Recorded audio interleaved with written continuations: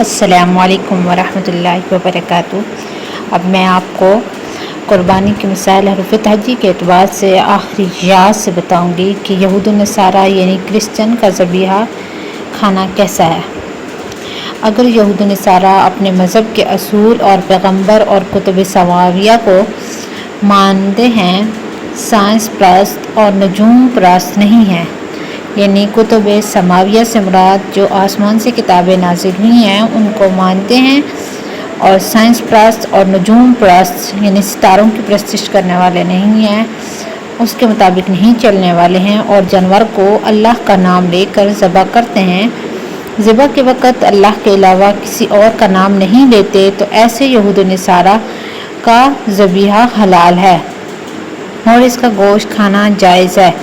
لیکن موجودہ دور کے اکثر یہود و نصارہ ملحد، بددین، دہریہ، سائنس پرست اور نجوم پرست ہیں، صرف نام کے اہل کتاب ہیں۔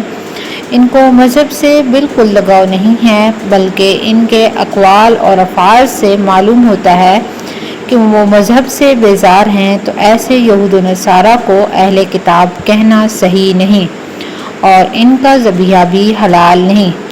اس لیے حلال اور غیر مشتبہ چیزوں کو چھوڑ کر مشتبہ چیز اختیار نہ کی جائے اور ان کے ذبیحے سے مکمل طور پر احتراز کیا جائے۔